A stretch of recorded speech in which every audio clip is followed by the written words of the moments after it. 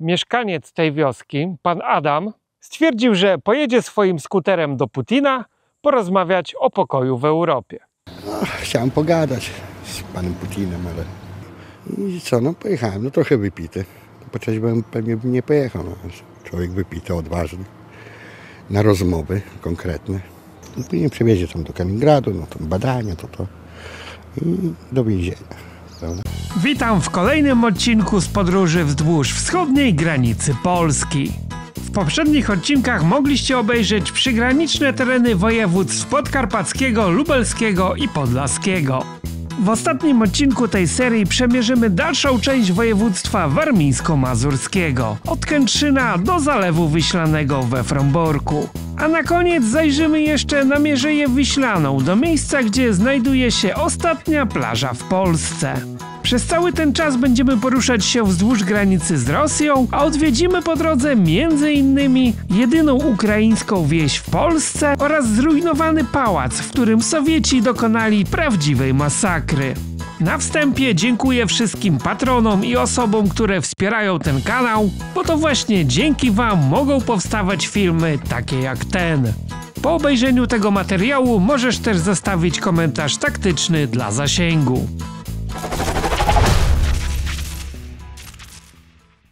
Z Gierłoży udajemy się do Kętrzyna. To dawne krzyżackie miasto, które nazywało się niegdyś Rastenburg, czyli w języku niemieckim mokradło bądź bagno. Nazwa została zmieniona w 1946 na Kętrzyn na cześć Wojciecha Kętrzyńskiego, czyli lokalnego działacza, historyka na rzecz Warmii i Mazur.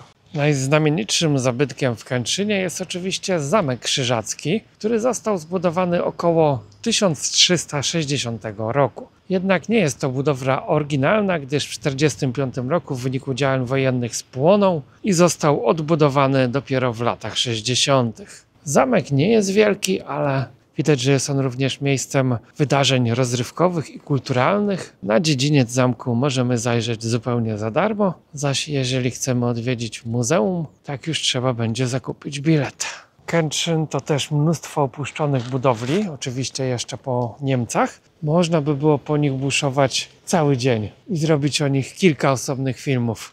Jako że te tereny przypadły Polsce po II wojnie światowej, a wszystkie miejscowości tutaj miały nazwy trudne do wymówienia dla Polaków, nawet ja nie jestem w stanie większości obecnie wymówić, dlatego w 1946 roku specjalna komisja dokonywała zmiany tych nazw na takie, które brzmiałyby polsko. Stąd powstało w okolicy mnóstwo bardzo dziwnych wioseczek o nazwach, których nie spotkamy w żadnej innej części Polski. W tym mieście na każdym kroku możemy zobaczyć ślady po dawnych mieszkańcach tych terenów, czyli Prusakach albo Niemcach, zwał jak zwał.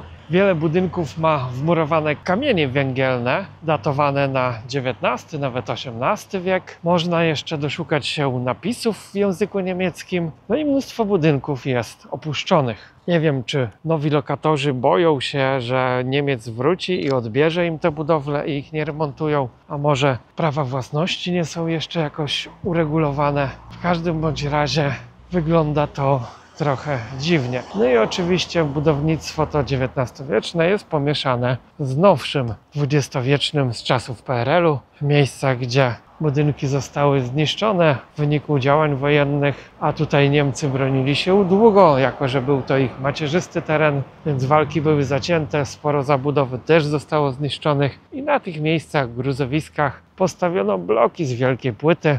Trochę to się nie komponuje w tym krajobrazie zabytkowych budynków. Kętrzyn słynie też z majonezu kętrzyńskiego. Jak dla mnie to chyba najlepszy majonez w Polsce. I spółdzielnia produkująca ten zacny towar spożywczy znajduje się w samym centrum miasta, tuż przy zamku. Aczkolwiek nie wygląda ona z zewnątrz zbyt okazale, ale sam majonez polecam. I można było go tu kiedyś kupić, ale chyba sklep firmowy jest nieczynny.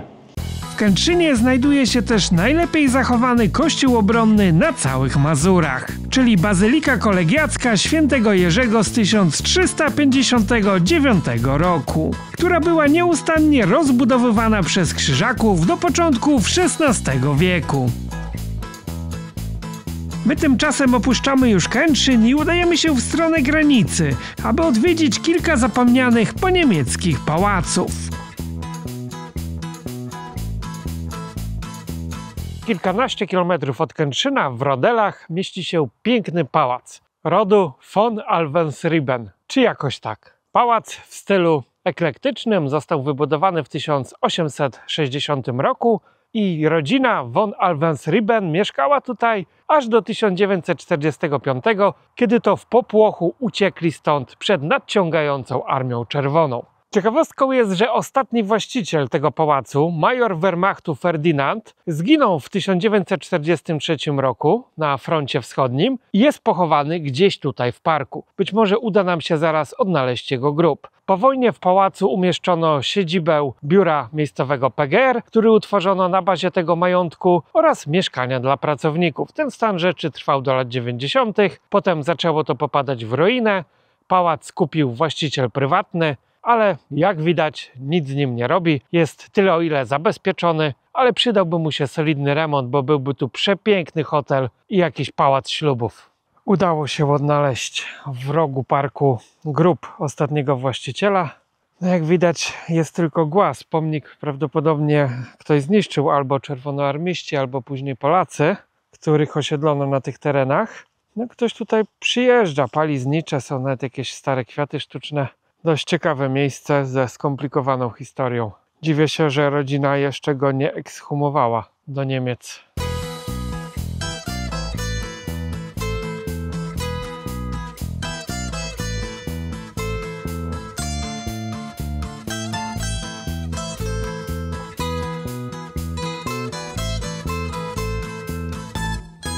Z pałacu ruszamy kilka kilometrów dalej do Bardzian. Znajduje się tutaj jeden z najlepiej zachowanych zamków krzyżackich na terenie Polski. Niestety jest on obecnie zamknięty i wejść do środka nie można. Zamek od wielu lat jest własnością prywatną i na jego terenie ktoś sobie urządził jakąś firmę, która już chyba też od wielu lat nie działa, ale jest tutaj szyld, jakaś spółka ZO. W ogóle nie wiemy, jak do tego doszło, kto na to zezwolił, że prywatna firma, nie wiem, produkująca coś, została założona w Zamku Krzyżackim zabytkowym, który ma grubo ponad 500 lat. Zabytek światowej klasy. Widać ewidentnie, że dokonano tu jakiejś przebudowy. Część okien została zamurowana, część zmniejszona, a wszystkie są obecnie zabite jakimiś dyktami, blachami. Wejść się tutaj nie da.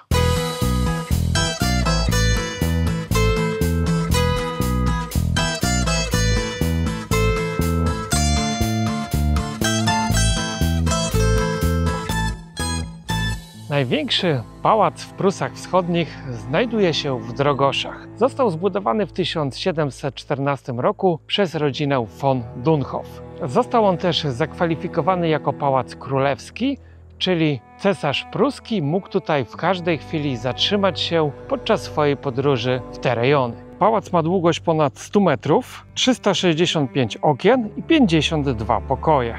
Po II wojnie światowej urządzono tutaj ośrodek rolniczy. Można było sobie zrobić tutaj kurs na kombajn, prawo jazdy na traktor i tak dalej. Był tutaj też internat, mieszkali tu studenci, dzięki czemu środek został troszkę przekształcony na komunistyczną modłę, ale nadal zachowało się mnóstwo detali świadczących o świetności i bogactwie tego miejsca. Każdy kominek w pałacu jest zupełnie inny. Bogato zdobione klatki schodowe czy kaplica rodowa, gdzie są symboliczne groby założycieli tego pałacu. Te sarkofagi są puste. Ciała jednak złożono gdzieś na końcu parku dworskiego, jednak jak powiedział nam pan, który opiekuje się tym miejscem, te groby zostały zniszczone za Gierka, przyjechały tutaj wtedy spychacze, ciężarówki, zabrano marmurowe płyty nagrobne, gdzieś wywieziono, a teren wyrównano. Pozostałe ogrodzenie metalowe ktoś pociął i sprzedał na złom, stąd dzisiaj nawet nie potrafi on wskazać tego miejsca, gdzie to było. W latach 90., kiedy pałac został opuszczony, miejscowa ludność go zdewastowała. Powybijano tutaj wszystkie okna, w środku palono ogniska. Na szczęście nowy, prywatny właściciel zadbał o zabezpieczenie tego miejsca. Dzisiaj są wszędzie szyby. Pomimo tego niestety już niektóre stropy się tutaj pozawalały. ale ten budynek jeszcze stoi i chyba nie byłoby to aż takim problemem, żeby go odremontować, ale tutaj miejscowy konserwator zabytków stawia też jakieś schody, wszędzie widać, że są ponaklejane takie karteczki od konserwatora, nie wiem co znaczą te numery. Żeby to miejsce doprowadzić do świetności, trzeba by było tu włożyć jeszcze miliony, a jest on do sprzedania. Jak ktoś z Was chce, może go kupić niedrogo, bo kosztuje tylko 33 miliony złotych. Przed pałacem była też fontanna i chyba zegar słoneczny. No i okazały park. Już widać stąd, że mają tu naprawdę ciekawe drzewa. Bóg czerwony, tam jest jakaś sosna z dziwnymi szyszkami, no i potężne dęby. W parku udało się znaleźć tylko taki oto obelisk, monument. Są tutaj daty 1840-1910. Przy pałacu mamy też kolejny bardzo ciekawy obiekt. Stara pruska stodoła z czerwonej cegły, kryta gontem. Jest naprawdę olbrzymia. Szkoda też, że nasz PGR w latach PRL-u ją zniszczył, tak jak i resztę zabudowań folwarcznych. Wtedy konserwatorów nie było. Dziś z pałacem nie można za wiele zrobić, bo nie pozwala konserwator, a za komuny rób ta co chce ta.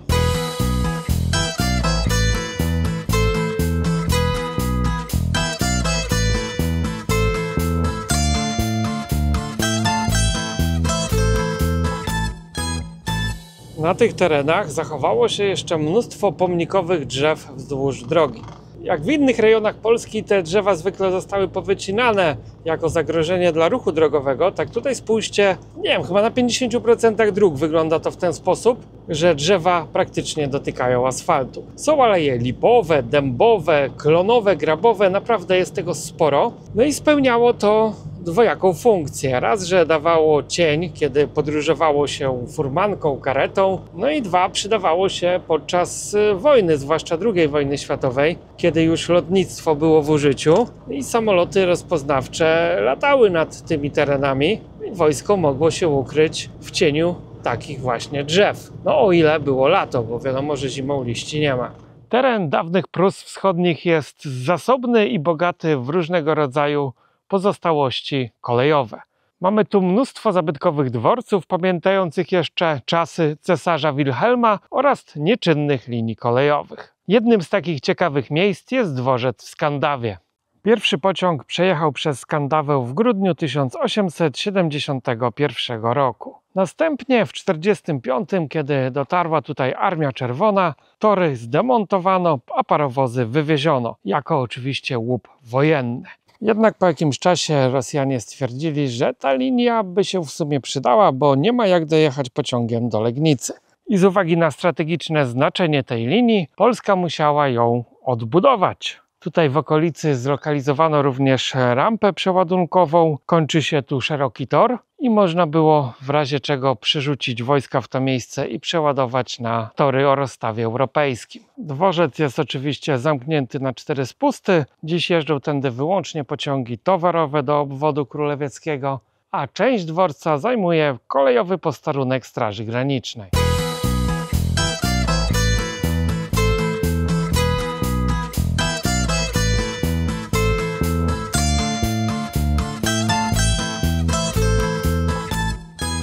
Ten pałac wybudowano w 1836 roku i wielokrotnie zmieniał on właścicieli. Był w posiadaniu różnych zamożnych rodów niemieckich, ale nie będę wam ich już wymieniał, bo nawet bym nie był w stanie wymówić tych nazwisk. Jednak historia zaczyna się robić ciekawa, kiedy to od 1927 roku należał on do Wschodniopruskiego Towarzystwa Ziemskiego. Kiedy Hitler doszedł do władzy w Niemczech, postanowił wywłaszczyć to towarzystwo z jego majątku i pałac ten przejęła partia nazistowska NSDAP. I urządzono tutaj ośrodek szkoleniowy dla Hitlerjugend. Jeżeli ktoś nie wie, co to jest, to tylko przypomnę, że były to takie dziecięce bojówki przygotowujące do przyszłej służby w SS, najczęściej bądź w Wehrmachcie i innych formacjach wojskowych III Rzeszy, no i przede wszystkim piorące mózg. Następnie jednak urządzono tutaj dom starców. I kiedy w styczniu 1945 roku dotarły tutaj wojska Armii Czerwonej, pielęgniarki i pacjenci, którzy byli w stanie to zrobić, dokonali.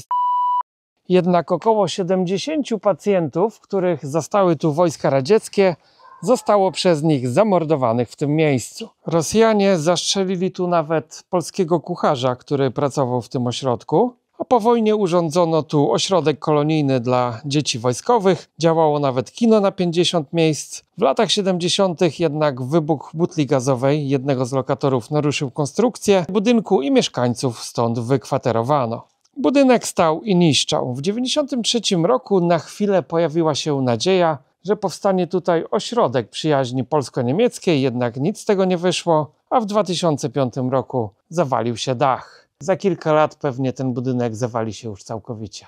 Pałac ten więc stał się miejscem straszliwej tragedii. Można powiedzieć, że jest to miejsce mroczne, rodem z horroru. Dzisiaj jest mocno zarośnięte. Obiekt ten grozi zawaleniem, więc nie polecam wchodzenia do takich miejsc. No ale ja podjąłem to ryzyko, żeby wam pokazać.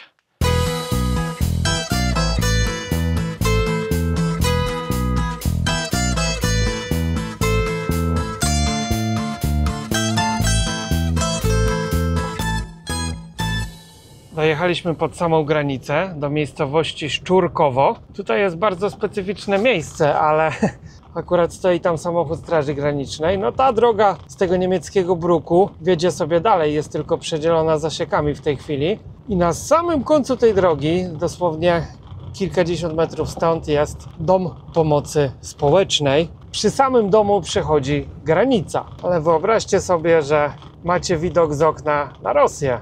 I jak puścicie głośniej bąka, bądź bekniecie, tak w Rosji będą to słyszeć. W tej podróży, dzięki naszej wiernej fance Dorocie, mamy w kamperze taki mały akcent australijski. Vegemite i najlepsze australijskie ciasteczka, słodycze Tim Tamy. Ale o australijskich smakach dowiecie się dużo więcej zimą, kiedy opublikujemy serię z Australii. I w kamperze znajduje się też jeszcze jeden mały taki stały akcent australijski. Ten niepozorny, krukowaty ptak, magpie, jest ewidentnie moim ulubionym ptakiem z tego kontynentu, a dlaczego też dowiecie się niedługo tego z kolejnych filmów. Dorota, serdeczne pozdrowienia z Polski i czekamy na Ciebie tutaj. Wieś Szczurkowo została po II wojnie światowej przedzielona granicą na pół i dziś słynie z bocianich gniazd. Jest to największe w Polsce skupisko gniazd bocianich. Na niektórych domach jest nawet po kilka gniazd na jednym budynku. Kilka lat temu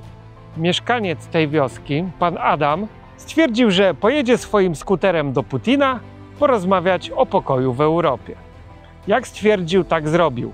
Wsiadł na skuter, przymocował do niego głośnik, puszczając radosne pieśni, przeciął łańcuch na bramie granicznej i pojechał skuterem do Królewca. No, chciałem pogadać z panem Putinem, ale i co, no pojechałem, no trochę wypity. Po trzeźwemu pewnie bym nie pojechał, no. Człowiek wypity, odważny, na rozmowy konkretne. A troszkę byłem wypity, dość. No, później przewiezie tam do Kaliningradu, no tam badania, to i do więzienia. Prawda? Niestety pogranicznicy rosyjscy nie bardzo uwierzyli w jego wersję i zamknęli go na rok do więzienia. Przesiedział rok w Królewcu, przez ten czas miał kilka spraw sądowych. Jak sam twierdzi, traktowano go dobrze, ale jedzenie było bardzo monotonne, non-stop podawano ryż i kaszę. W dzień nie można było siedzieć na łóżku, raz próbował to zrobić, to potraktowano go paralizatorem. Po roku sprawę umorzono i wrócił do Polski.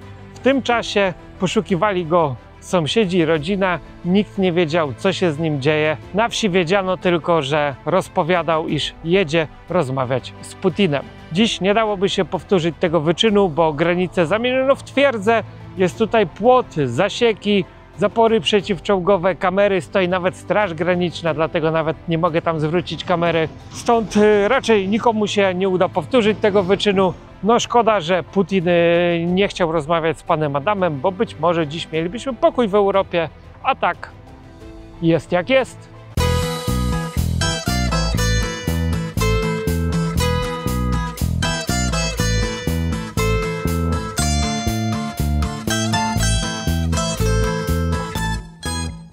Witamy w Bezledach, gdzie pod szkołą stoi jakiś pojazd pancerny.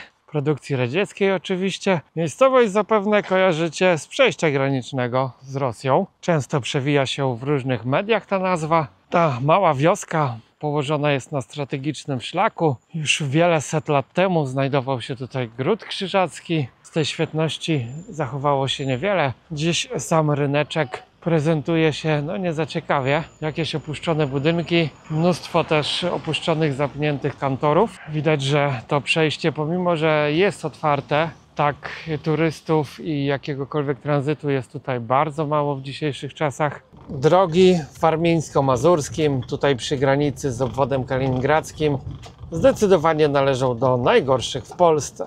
Tak wygląda większość trasy, którą pokonujemy przy tej granicy. Prędkość średnia przelotowa to jest jakieś 20-30 km.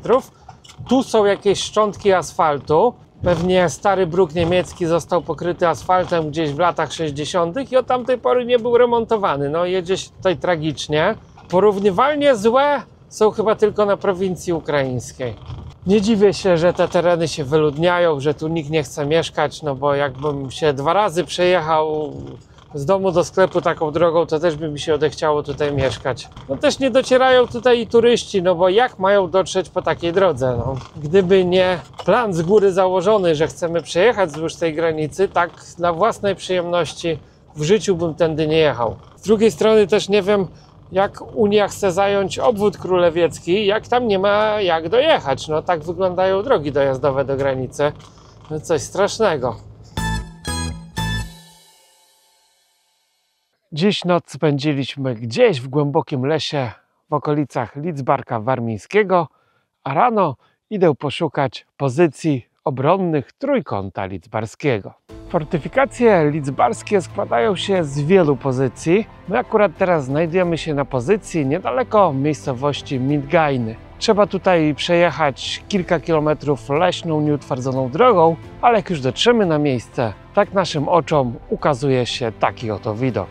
Ograniczenia traktatu wersalskiego zabroniły Niemcom budowania fortyfikacji tam, gdzie im by się to podobało. Z tych ograniczeń wynikło jednak, że w Prusach Wschodnich jest mały trójkąt ziemi w okolicach Lidzbarka Warmińskiego, gdzie takie fortyfikacje można wybudować. Postawiono więc szereg schronów, które miałyby zatrzymać wojska polskie, gdyby te chciały zdobyć Królewiec. Oczywiście po dojściu Hitlera do władzy, który odrzucił postanowienia traktatu wersalskiego, schrony zaczęto budować wszędzie tam, gdzie było to konieczne, czyli na całej granicy Prus Wschodnich, oraz opasano wtedy różnymi bunkrami i umocnieniami sam Królewiec, ale jedną z ciekawszych pozycji na Warmii jest tak zwany Trójkąt Lidzbarski. Zachowało się tutaj kilka schronów w całkiem niezłym stanie. Większość z nich została wysadzona po II wojnie.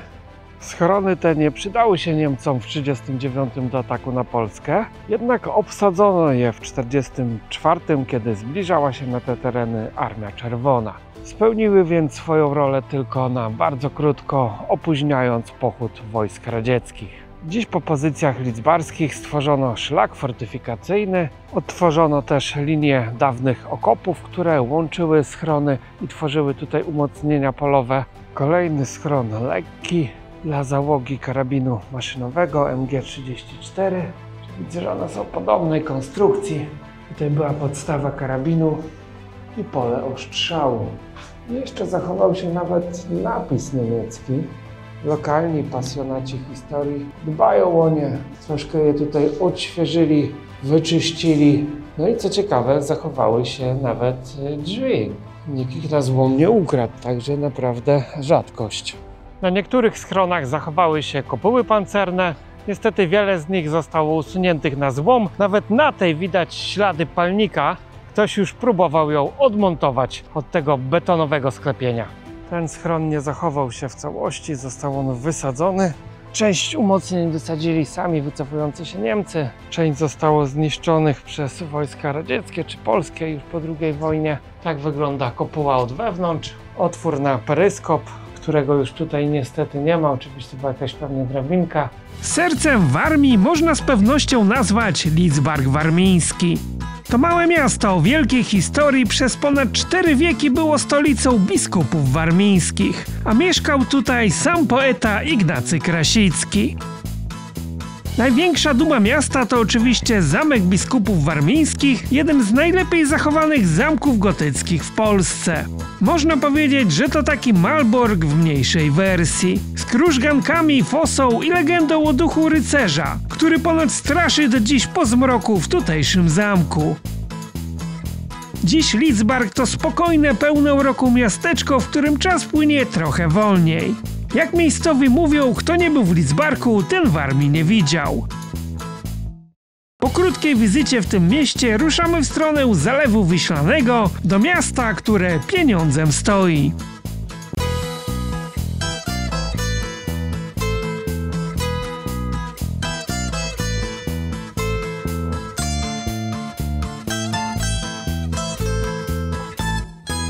Opuszczając lidzbarskie lasy, docieramy do miasta, w którym ludzie śpią na pieniądzach.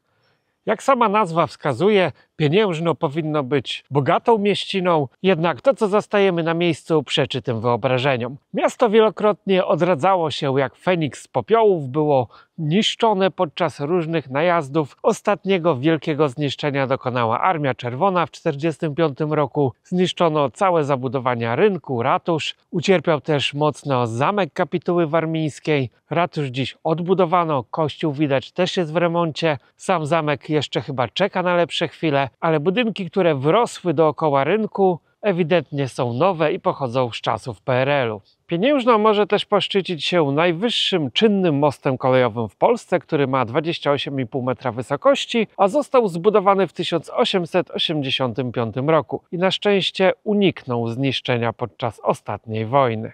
Kiedyś w dolinie rzeki Wałszy, która przepływa przez miasteczko, było cenione uzdrowisko. Był tam basen, strzelnica, kręgielnia, boisko, korty tenisowe. To wszystko działało jeszcze przed I wojną światową, co świadczy o tym, że te ziemie za Niemca były bardzo wysoko rozwinięte. Dziś to wszystko porosły krzaki i wytyczono tam ścieżkę dydaktyczną, po której można wybrać się na spacer.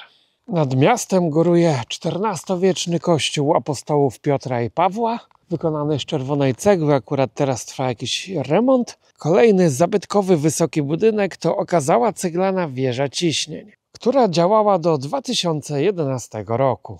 Za kościołem mieści się zamek, a w zasadzie jego ruiny, Kapituły Warmińskiej. Tutaj rezydowali biskupi warmińscy. Zamek pochodzi z XIII wieku i częstym jego gościem był Mikołaj Kopernik, który był administratorem tutejszych dóbr. I kiedy odbywał podróże służbowe po Warmii, tak gościł na tym zamku. Zamek był wielokrotnie niszczony, odbudowywany, a ostatniego zniszczenia dokonała oczywiście II wojna światowa, tak jak i w większości zabytkowych budowli w mieście. Wtedy to jego większa część została też zniszczona. Dziś mamy tylko jedno skrzydło zamkowe, to jest chyba jego ta główna bryła, oraz ruiny po krzakach po obu stronach. Do zamku można sobie tak po prostu wejść i pochodzić nawet po jego lochach. Nie ma tu nic poza śmietniskiem.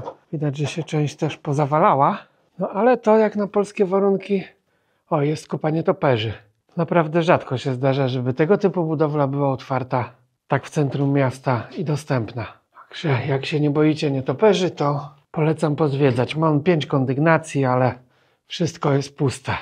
Nazwa Pieniężno nie pochodzi jednak od wysokich dochodów mieszkańców, a od nazwiska Seweryna Pieniężnego, który był działaczem społecznym, patriotą i redaktorem naczelnym Gazety Olsztyńskiej. I to na jego cześć w 1947 roku nazwę niemiecką zmieniono na Pieniężno. Kiedyś ten rynek był pokryty brukiem. Niestety za czasów komuny ułożono tutaj asfalt, wylano też jakiś beton, i zniszczono tą dawną zabytkową nawierzchnię. Po kościele ewangelickim z 1851 roku, który stał przy rynku, zostały tylko fundamenty oraz okazała wieża ceglana. Kościół został zniszczony w wyniku działań wojennych, a jego resztki rozebrano w latach 60.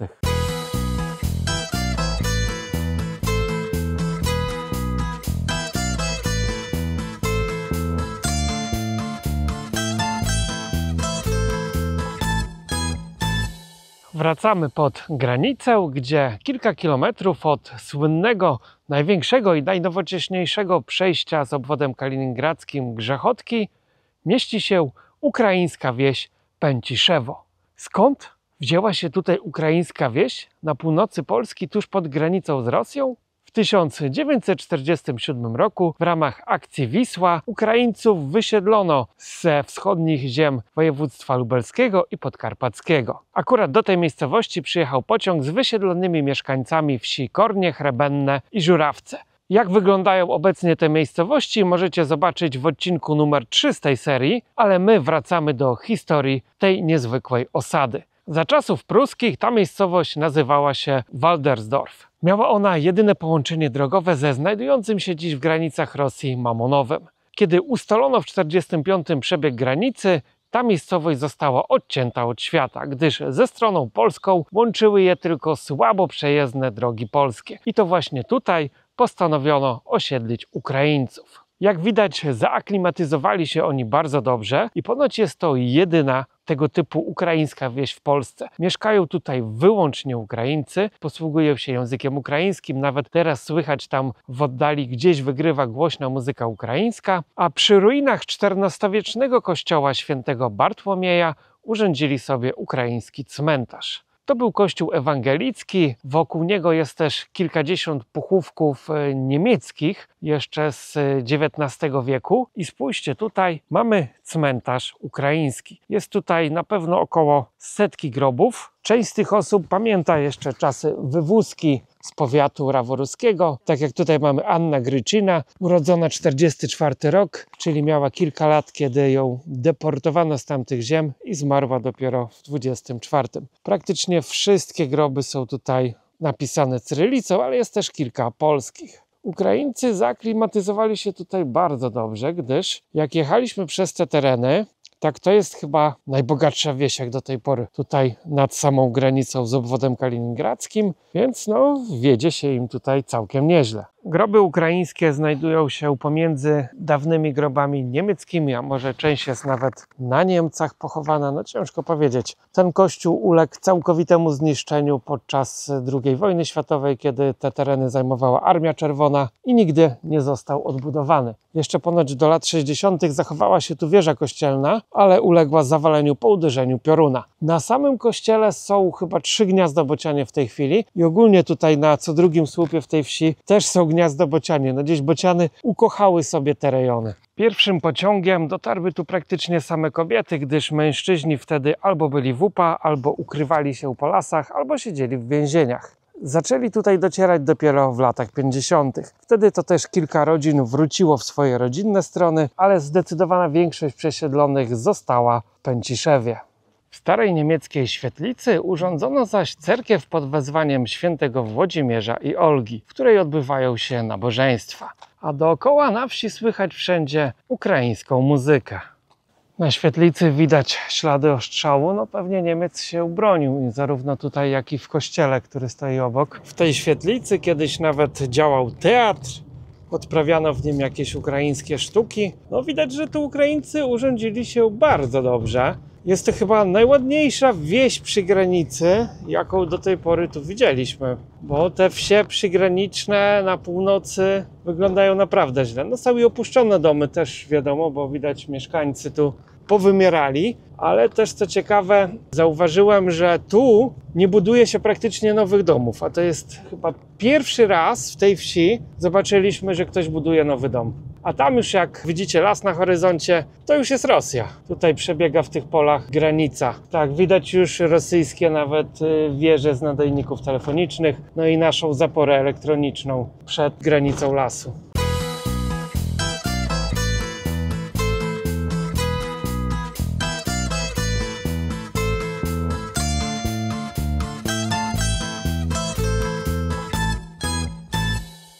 Odbijając od granicy, docieramy wreszcie do najstarszego miasta w Armii i jednego z najstarszych grodów w Polsce, czyli Braniewa.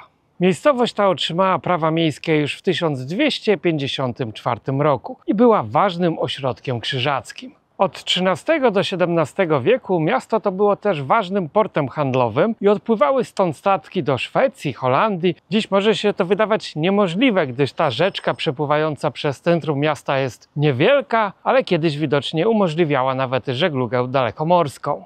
Ale Braniewo słynęło w Europie nie tylko z portu, ale również z edukacji. W XVI wieku założono tutaj kolegium jezuitów, które przyciągało studentów z całej Europy. Nazywano wtedy Braniewo Atenami Północy. Doskonałym punktem widokowym, z którego będzie widać panoramę miasta, jest wieża bramna, jedyna pozostałość po zamku biskupim z XIII wieku, na której teraz się znajduje. W 1945 roku miasto zniszczono w ponad 80%. No widać, że tutaj Niemcy bronili się naprawdę zaciekle. Na szczęście tą wieżę, jak i sąsiednią kolegiatę odbudowano. Z gruzów podniesiono też kilka kamienic przy rynku miejskim. Często na takich wysokich kościołach Niemcy umieszczali snajperów, stąd stawały się one celem dla artylerii i czołgów, dlatego większość z nich w rejonie tutaj Prus Wschodnich została zniszczona bądź w jakimś poważnym stopniu uszkodzona. Dziś Bazylika Świętej Katarzyny jest pięknie odremontowana, a w jej podziemiach znajduje się krypta siostry Reginy Protman, która uznawana jest za patronkę miasta Braniewo. Obok kościoła stoi też jej pomnik oraz świetnie zachowana wieża dawnego młyna kieratowego, która dziś jest zamieniona na mieszkania prywatne. Swoją drogą fajnie by było mieszkać w takiej wieży. Braniewo słynie też z najmniejszego zoo w Polsce oraz piwa o tej samej nazwie, czyli Braniewo. Z ratusza miejskiego zostały tylko totalne ruiny, fundamenty, ale jest projekt jego odbudowy i być może za kilka lat stanie tutaj nowy, okazały budynek. Braniewo było niegdyś otoczone murami miejskimi w całości, których nieliczne fragmenty zachowały się do dziś. Przy sądzie miejskim namalowano również piękny mural przedstawiający, jak wyglądało to miasto 200 lat temu. Tutaj za drzewami ten czerwony budynek to sąd, a za nim mieści się areszt śledczy i więzienie. No, w starym krzyżackim budynku. No, tutaj siedzieć to musi być niesamowite przeżycie. A na dawnej fosie zamkowej, miejskiej urządzono amfiteatr. Odbywają się tutaj różne przedstawienia. No to jest super, bo tam aresztanci z aresztu mogą sobie też, widzę, pooglądać przez okno. Czy ktoś o nich pomyślał, żeby im rozrywkę jakąś zapewnić? Na przedmieściach Braniewa znajduje się sanktuarium Podwyższenia Krzyża Świętego, w której znajduje się cudowny obraz. W 1626 roku szwedzcy żołnierze, którzy wylądowali na tych terenach, zauważyli ten obraz wiszący na drzewie. Szwedzki żołnierz oddał w jego kierunku kilka strzałów, z czego 3 kule przebiły obraz na wylot, po czym wypłynęła z niego maź przypominająca krew. Zdarzenie to uznano za cud, po czym następnie obraz przewieziono do Warszawy, jednak po kilkudziesięciu latach powrócił on tutaj z pielgrzymującymi wiernymi. Przy wyjeździe z Braniewa drogą na Frombork mieści się bardzo osobliwy cmentarz. Jest to największy cmentarz Armii Radzieckiej w Europie. Spoczywa tutaj ponad 30 000 Rosjan na powierzchni 6,5 hektara. Są tu pochowane ciała radzieckich żołnierzy, którzy zginęli podczas II wojny światowej i te ciała odnajduje się do dziś. Ostatni pochówek miał tutaj miejsce w 2021 roku. Nieopodal odnaleziono wrak rosyjskiego samolotu, a w nim 3 radzieckich lotników. Ich szczątki złożono gdzieś na tym cmentarzu. Przy wjeździe na cmentarz wita nas duża czerwona gwiazda oraz pomnik sierpa i młota. Może na filmie ciężko to będzie ująć, ale jest to sierp okalający trzon młota, a na samym młocie jest tablica. Napis w języku polskim, czyli że tu są pochowani żołnierze radzieccy, którzy walczyli z okupantem hitlerowskim i tak dalej. Ale zauważcie, że ktoś tutaj przeprowadzał desowietyzację i ta tablica została odłupana, ale ktoś ją ponownie przywrócił na miejsce i zabetonował. A tutaj walki na pasie Pomorza były naprawdę ciężkie. Pamiętajcie, że Niemcy bronili się u siebie, to był ich teren, więc walczyli bardzo zaciekle o każde miasteczko. Dlatego prawie w każdym mieście w tym rejonie zniszczenia sięgały ponad 80% zabudowy. Spośród ponad 30 000 pochowanych tutaj żołnierzy udało się ustalić tożsamość wyłącznie 4054 osób. Wśród zidentyfikowanych osób jest też jeden Polak, Świętosław Lewkowicz, urodzony w Berezie Kartuskiej, czyli terenie dzisiejszej Białorusi. Tam, gdzie znajdował się słynny polski obóz koncentracyjny. Że ten żołnierz był zapewne jednym z 80 000 Polaków wcielonych do Armii Czerwonej w 1944 roku. Na tym cmentarzu jest 250 mogił masowych i 20 indywidualnych. Oczywiście to nie jest tak, że ci wszyscy żołnierze zginęli gdzieś tutaj na raz w okolicy, gdyż po wojnie byli oni chowani naprawdę w różnych miejscach i ten cmentarz jest takim cmentarzem zbiorczym. Długo trwały ekshumacje i przenoszono z okolicznych miejscowości poległych żołnierzy właśnie tutaj. Tu mamy kolejnego żołnierza, który ewidentnie ma mundur polski. Z głównego pomnika, który stoi na końcu cmentarza, widać, że usunięto sierp i młot. Coś też usunięto z hełmu żołnierza oraz tablicę, która tutaj była. No i później nie dziwmy się, że coś usuwają z naszych cmentarzy, które są w Rosji i na Białorusi, skoro my usunęliśmy ich tablicę. I to jest łeb za łeb, nie? A zobaczcie to, jak słyszałem takie historie, że Rosjanie zostawiają alkohol na cmentarzach, no i proszę, jest taka malutka małpka tutaj zamarznicza. Wódeczka pochodzi z Hiszpanii, to ciekawe, no być może wracał jakiś Rosjanin z wakacji i tutaj zostawił to.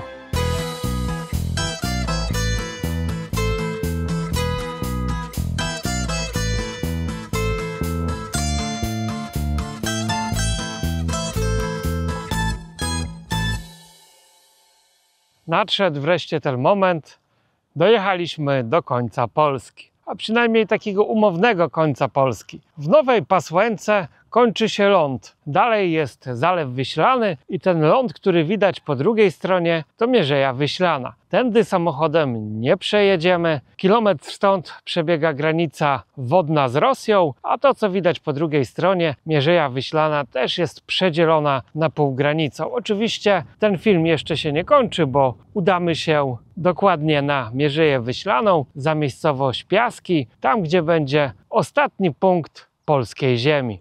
Na końcu Nowej Pasłęki jest betonowe molo, przy którym są setki gęsi. Obok jest też nowoczesny budynek Straży Granicznej, jest to chyba jedyny nowy budynek w tej wiosce i stoi obok tego budynku 2 poduszkowce. Właśnie tędy Straż Graniczna pływa tymi słynnymi poduszkowcami.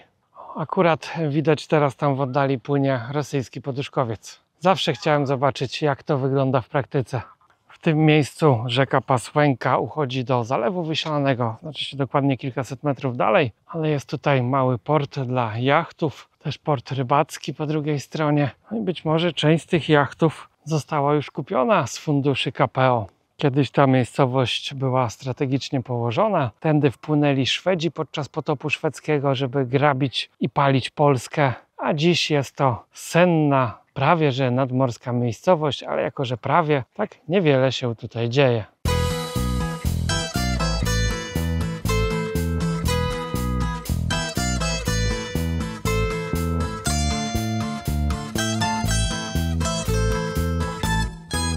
Zanim jednak udamy się na Mierzeję Wiślaną, odwiedzimy jeszcze na chwilę miasto Mikołaja Kopernika.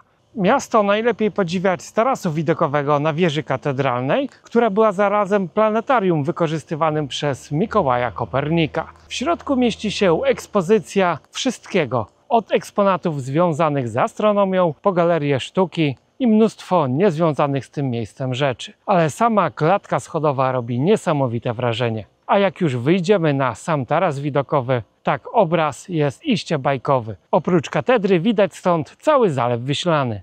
We Fromborskiej katedrze odbywa się też słynny festiwal organowy. Kupując bilet na jej zwiedzanie, jeżeli przyjedziemy tutaj w odpowiednich godzinach, na co my się akurat spóźniliśmy, tak można też wziąć udział w pokazie organowym. W takich miejscach zawsze widać, w jak niesamowitym luksusie opływał kościół. Skoro tak wygląda kościół, to jak musiał wyglądać pałac biskupi. Tylko mogę sobie wyobrazić. W krypcie pochowanych jest mnóstwo biskupów i jakichś znamienitych uczonych oraz bogaczy. No i mają całkiem fajne płyty nagrobne. Na przykład tutaj taki kościotrup. No i jest, udało się znaleźć grób Mikołaja. Pochowany został w 1543 roku. Pod podłogą znajduje się trumna z jego szczątkami. Mikołaj Kopernik miał właściwie 2 pogrzeby. Pierwszy raz, kiedy zmarł 500 lat temu, a ponownie pochowano jego szczątki w 2010 roku. Pozbierano to, co jeszcze z niego zostało, zafundowali mu nową trumnę i odbył się huczny ponowny pogrzeb. Zapewne trzeba było się mocno zasłużyć za życia datkami na kościół, żeby być pochowanym w tego typu miejscu. Byłem już w setkach kościołów na świecie, ale szczerze ten jest chyba najbardziej bogato zdobiony, jaki kiedykolwiek widziałem. Polecam każdemu koniecznie odwiedzić to miejsce. Wstęp do katedry też kosztuje 14 zł, ale jest naprawdę warto. I ogólnie tych muzeów jest tutaj sporo, gdybyśmy je chcieli wszystkie zwiedzić. Tak trzeba na to zarezerwować na pewno cały dzień. Do każdego niestety trzeba kupić osobny bilet, ale jest tego mnóstwo. Jak wydamy ponad 100, tak mamy tutaj zajęcie całodniowe. Frombork ze zniszczeń wojennych odbudowywali harcerze w ramach letnich obozów harcerskich. Każdego roku przez 9 lat przyjeżdżało tutaj nawet 3,5 tysiąca harcerzy, którzy pracowali przez 6 godzin dziennie, 4 dni w tygodniu. No i wtedy można było powiedzieć, że młodzież robiła coś pożytecznego, zamiast nagrywać głupkowate TikToki, tak jak dzisiaj głównie na tym upływają im wakacje. Harcerze wyremontowali m.in. pierwszą w mieście remizę strażacką, która służy do dziś, oraz wybudowali 2 szkoły w okolicy Fromborka. Łącznie w tej operacji brało udział około 46 tysięcy harcerzy. No i ktoś powie, że komuna była zła? Wyobraźcie sobie dzisiaj, żeby dzieci na wakacjach nosiły cegły, mieszały zaprawę. Toż to rodzice zaraz by zgłosili do prokuratury, sanepidu, a ci, którzy im kazali to zrobić, siedzieliby w więzieniach. Ale taka praca kiedyś uczyła życia. Na temat Mikołaja Kopernika krążą różne teorie. Niektórzy twierdzą, że był kobietą, tak jak możemy to usłyszeć w pewnym popularnym polskim filmie komediowym. Historycy też spierają się, czy był w ogóle Polakiem, czy był jednak Niemcem. Są też teorie, które głoszą, że nie znał on w ogóle języka polskiego. Pewnie nigdy się już nie dowiemy, jaka była prawda, ale jakby nie było, Kopernik teraz jest nasz. Jego rodowe gniazdo również należy do Polski, więc jest uznawany za wybitnego polskiego naukowca. I niech tak już zostanie. Warto też wstąpić do tak zwanego Nowego Pałacu Biskupiego, gdzie znajduje się bardzo ciekawa ekspozycja, a obok pałacu zobaczyć dawną wozownię biskupią. Będąc we Fromborku, warto też przespacerować się do miejskiego portu obok najstarszej wodnej wieży w Polsce z 1571 roku. Nie można oczywiście też zapomnieć o zrobieniu sobie zdjęcia pod pomnikiem Mikołaja Kopernika. Jak to się mówi, że najlepsze zostawia się często na koniec. No i w tym przypadku chyba tak było, bo szczerze Frombork to najciekawsze miasto odwiedzone na tym granicznym szlaku, jakie mogliście obejrzeć przez te wszystkie odcinki. To jest moje akurat zdanie. Jeżeli ktoś z Was był we Fromborku, niech podzieli się swoimi wrażeniami pod filmem, gdyż mnie to miasto naprawdę bardzo pozytywnie zaskoczyło. Z Fromborka musimy teraz jakoś dostać się na Mierzeję Wiślaną, czyli tam, gdzie kończy się już naprawdę Polska, i opcje są 2. Możemy udać się tam tramwajem wodnym Generał Kutrzeba. Kosztuje to 50 zł w 2 strony. Rejs na drugą stronę Zalewu Wiślanego trwa 30 minut w jedną stronę i kosztuje 50 zł od osoby w 2 strony. Ewentualnie objechać dookoła samochodem i my wybieramy oczywiście tę opcję.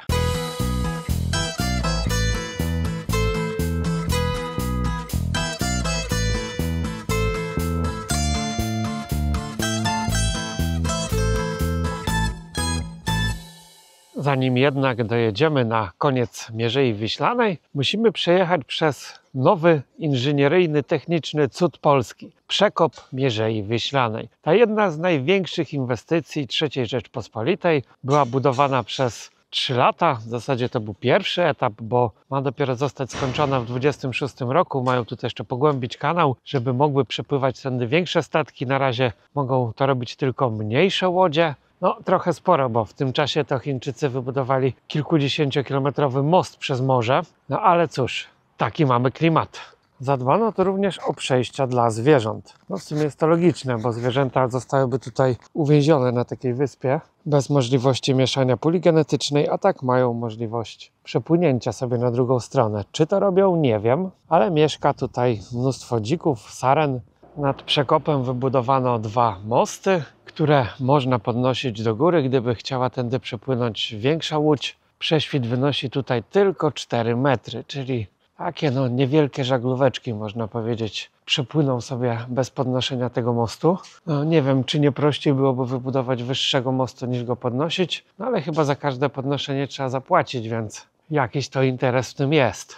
aby wody Zalewu Wiślanego nie mieszały się z wodami Morza Bałtyckiego, wybudowano dwie zapory. I kiedy przypływa tutaj łódka, tak, ta zapora jest przesuwana w tamtą stronę, łódź wpływa za nią, później zapora się zamyka i dalej mamy kolejną zaporę i wypuszcza ona łódź na pełne morze, tak aby wody się nam tutaj nie mieszały. Sprytnie zrobione. Poziom raczej jest taki sam, nie widzę, żeby tutaj były jakieś różnice poziomów znaczne. Wybudowano też nowy kapitanat portu, a po obu stronach kanału są punkty widokowe, z których można podziwiać to cudo inżynierii polskiej, no i przepływające tędy łodzie. My akurat mamy pecha, gdyż nic tędy teraz nie przepływa. A ponoć ruch tutaj na tym kanale jest niewielki. Statystyki podają, że w 2024 roku przepłynęło tędy 1900 łodzi. A po co zrobiono ten przekop? Wcześniej, jeżeli chcielibyśmy wypłynąć na pełne morze z Zalewu Wiślanego, musielibyśmy to zrobić przez terytorium Rosji, gdyż jedyna cieśnina znajduje się koło Bałtyjska. Trzeba więc było prosić o pozwolenie Rosjan, a teraz mamy swój własny przekop. Żegluga pełnomorska z Elbląga stoi już otworem.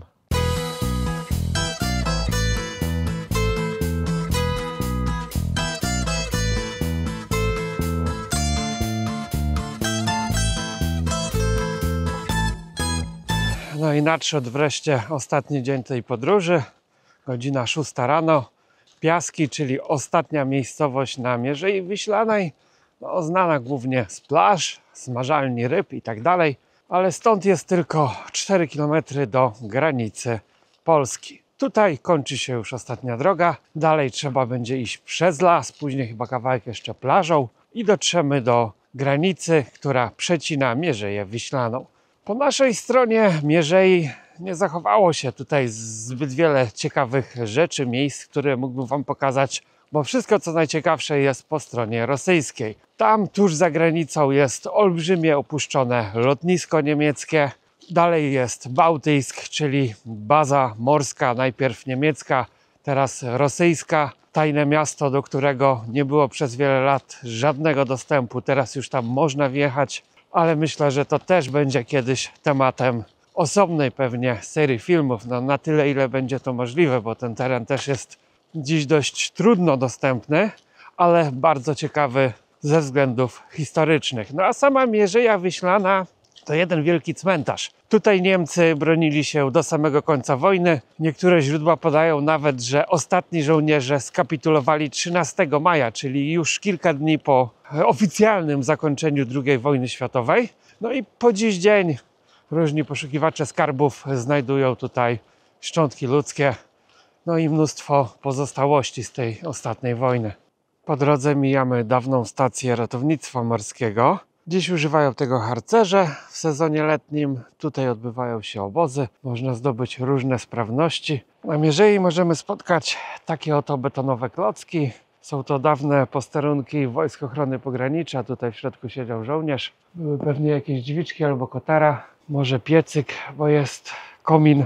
Mierzeją Wiślaną też wydostało się ponad 400 000 uchodźców cywilnych z terenu Prus Wschodnich. Wielu się to jednak nie udało i ich ciała spoczywają na dnie Zalewu Wiślanego. To jest jeden wielki cmentarz, to jest cmentarzysko podwodne. Ludzie przechodzili zimą przez Zalew Wiślany, kiedy był on zamarznięty. No i często ten lód był ostrzeliwany przez Rosjan, więc wiele osób skończyło na dnie. Tak samo mnóstwo statków zostało zatopionych. Tutaj nawet kilka lat temu jeszcze wydobyto z dna Zalewu Wiślanego pojazdy niemieckie, które wpadły w całości pod lód. Po 40-minutowym marszu docieramy do miejsca, w którym stoi płot i szlaban. Tutaj jest zakaz opierania rowerów, zakaz wstępu, gdyż znajduje się tam niby jakaś ostoja zwierzyny, no i szlaban. Więc odgrodzili sobie to miejsce, nie jest to jeszcze granica, tu już jest znak, jako żeby była to granica miasta granicy morskiej i zewnętrznej granicy Unii Europejskiej. No i tam oczywiście wypisane artykuły, co grozi za nielegalne przekroczenie i tak dalej, bo pewnie wiele osób idzie sobie gdzieś tam dalej. Drogą da się podejść do wejścia na plażę numer 1, czyli ostatnią plażę w Polsce. I tutaj mamy płot, który biegnie do samego morza. Stąd do granicy, jak patrzę po mapie, jest jakieś 300 metrów około.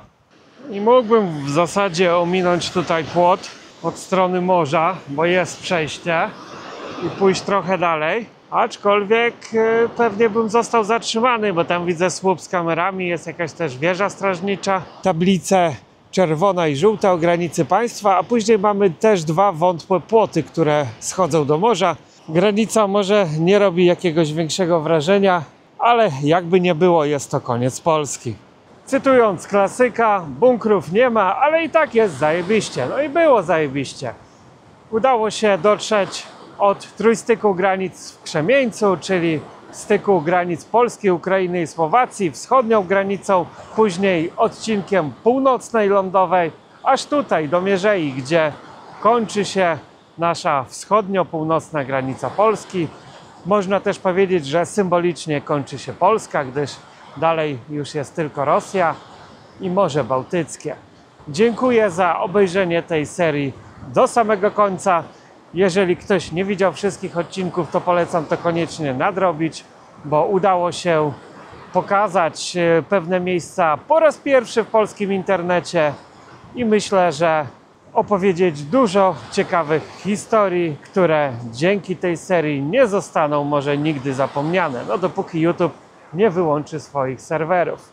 Że dziękuję wszystkim za wsparcie, że byliście podczas tych wszystkich odcinków.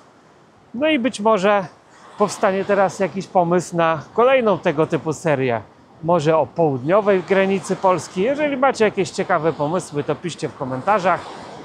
Pomimo złych warunków pogodowych, pomimo różnych trudności, udało nam się w końcu dotrzeć na koniec Polski. Dziękujemy za obejrzenie tej serii w całości, a jeżeli ktoś jeszcze nie widział wszystkich odcinków, tak musi to koniecznie nadrobić. Serdecznie zapraszamy. Do zobaczenia w kolejnych filmach. Cześć!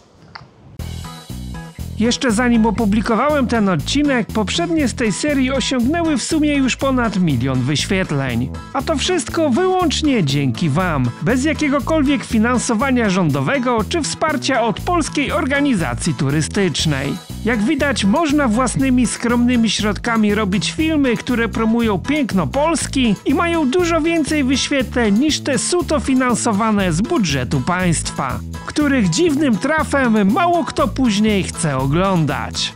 Ale to już temat na inną, mocno patologiczną opowieść. Nie zapomnij podzielić się wrażeniami po obejrzeniu tego filmu w komentarzu.